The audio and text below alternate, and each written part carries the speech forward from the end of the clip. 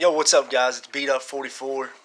It's been a while since I made one of these videos on my page, but the college basketball season has kicked off in 2020, 2021, and with all this COVID and all this craziness going on, it's not the same.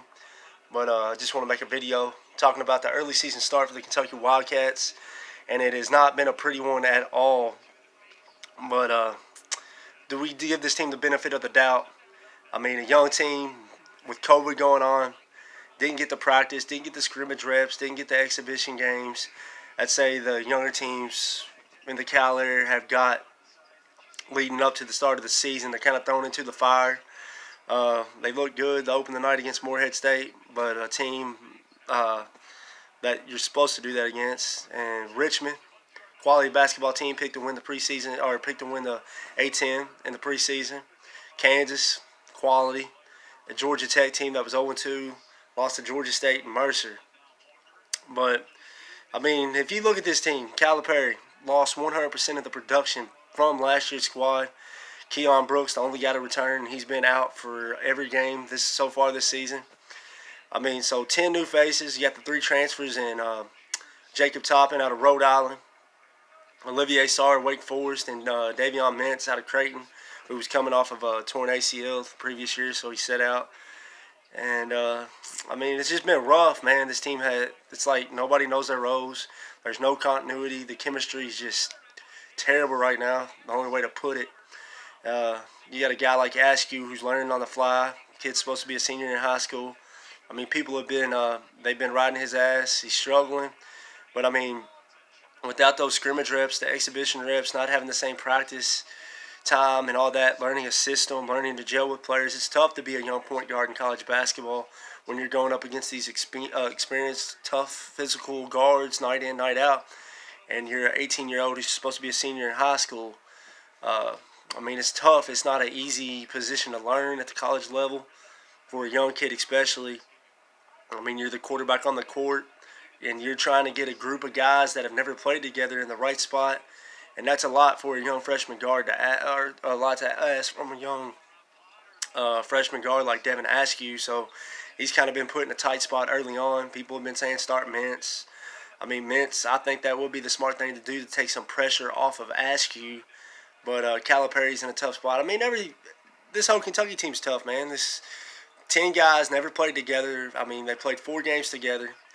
I mean, the roles are not laid out. Guys like Terrence Clark and B.J. Boston, they're still taking those high school hairy shots. Shot selection's terrible. I mean, you got to factor in, like, these kids have been the best player on their team their whole lives growing up. I mean, they can get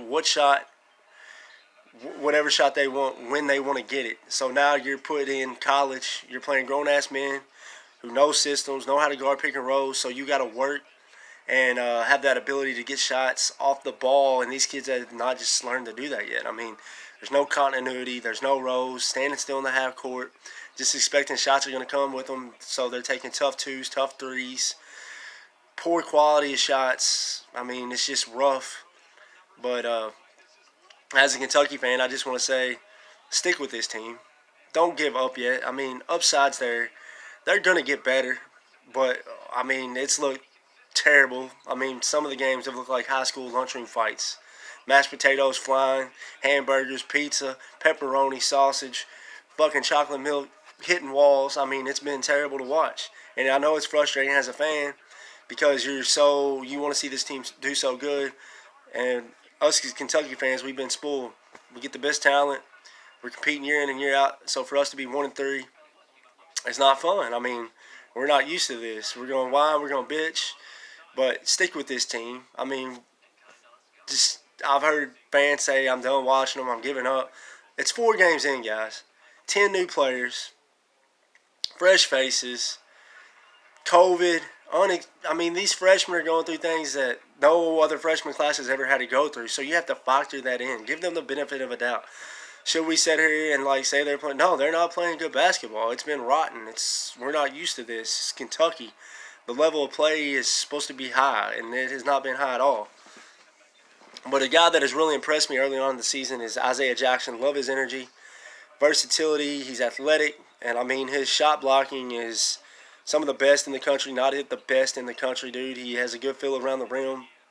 He can guard, athletic. Just has to learn to play, learn not to foul, and learn how to move on the offensive end without the ball, because he can be a dude you put in the middle against the zone. He can be very effective if he uses his vision and makes the right play out of the middle. And a guy like Olivier Sarr, he's kind of struggled to learn his role early on.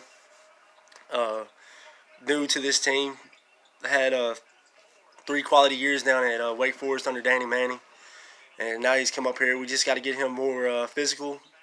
But like I said, man, 4 games in, 10 new guys with Brooks being out. It sucks. I mean, I think once we get him back, he'll bring a little bit of physicality, that experience. I mean, something we're lacking badly right now.